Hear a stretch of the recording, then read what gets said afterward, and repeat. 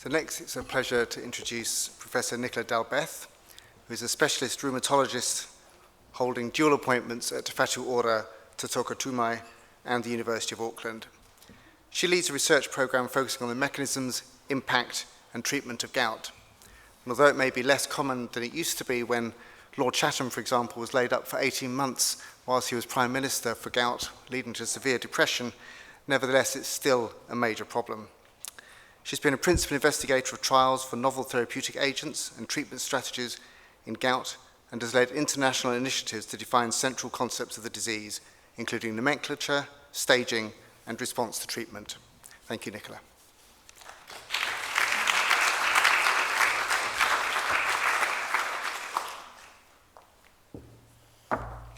Tēnā koutou katoa. Great. Well, thank you, Frank. That was very nice to have an introduction. I hope I can debunk some of the myths that you have just perpetuated in your introduction. So let me tell you about gout. So gout is by far the most common form of inflammatory arthritis in Aotearoa, and its prevalence is in fact increasing. So this is what gout looks like on a dual energy CT scan, and this is the technology that we use often in our studies, particularly examining mechanisms of joint damage in gout. So gout is caused by high serum urate levels, which essentially lead to formation of monosodium urate crystals, color-coded here as green, on this dual energy CT. And these crystals sit in the joint quite quietly, not doing too much, and then every now and then they will trigger a severe acute inflammatory response. And so essentially this is a very severe arthritis, extremely painful. The person has great difficulty walking, going to work, getting to the bathroom, doing most of their activities.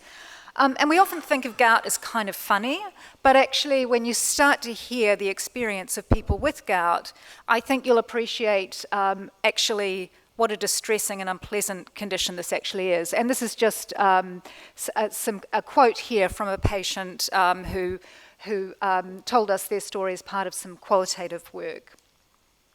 So much of the work that we've done in our group is trying to understand the mechanisms of really severe joint disease. Essentially very severe erosive gout, so causing joint damage and deformity. And we've done this with tools such as dual energy CT and also a program of laboratory research as well. And what we've really identified from this is that, again, we can see these MSU crystals present at the sites of joint damage. And if we treat these crystals by lowering the urate level, actually we can prevent progression of joint damage.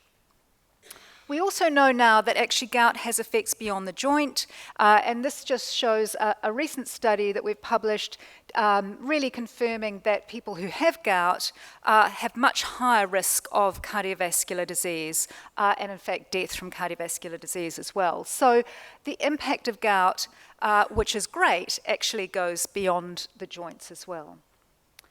So there is quite a simple solution in practice to gout management, and this is a medicine called allopurinol that has been available now for over half a century. It costs, 300 milligrams of allopurinol costs about 6 cents a day. It's very cheap, and we know that if we give people the right dose of allopurinol, actually the crystals will dissolve, the gout attacks will settle, and ultimately joint damage will be prevented.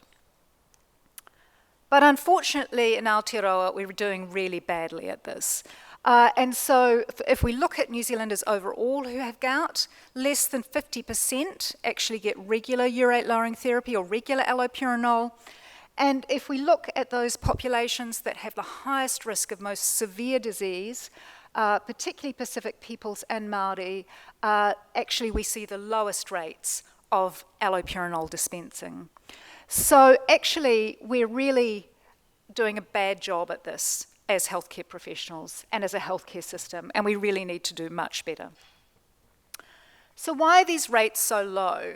So we've spent quite a lot of time in our research looking at community beliefs about gout, healthcare professional beliefs about gout, and a lot of these beliefs actually go back to these very traditional views of gout.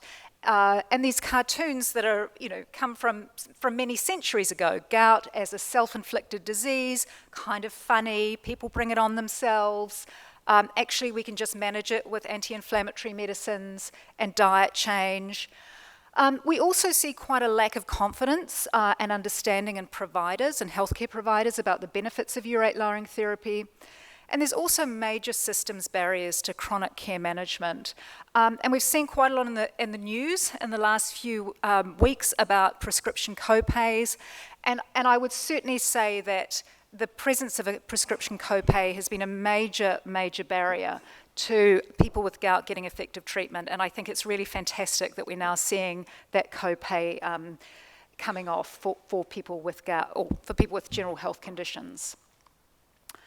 And a lot of the time it's these pop culture references that are all around us that perpetuate these myths. So we see this in newspapers, we see this in comedies, we see this in films.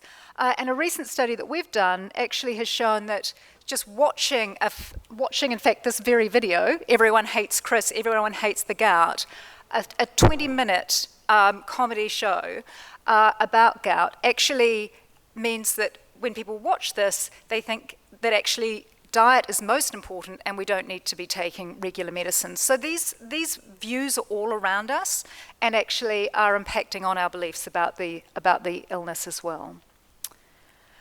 So a lot of the work that we're now doing is really trying to dispel these myths, that we need to dispel this myth that if we fix the diet, we're going to just fix the gout. It's not all about diet. That we need to be looking at changing community and also healthcare provider beliefs about gout, thinking about structural barriers, and also really trying to destigmatize gout and really see it as a biological disease, mostly actually about how our kidneys and our gut handle uric acid rather than what we're eating or drinking and bringing on ourselves. And this is really the focus of what we're doing now. So working with Susan Reid from Health Literacy New Zealand on a big ministry-funded Rethinking Gout program, which is really looking at better primary care of gout. This fantastic project led by Malakai Ofanoa, funded by HRC, looking at new Pacific models of gout. And also the Easy Allo RCT, which is an HRC program grant, which is co-directed by Lisa Stamp, Leanne Tikaru, and me. So a collaboration with the University of Otago as well. And I'll just finish by thanking the funders and the research team and study participants. Kia ora.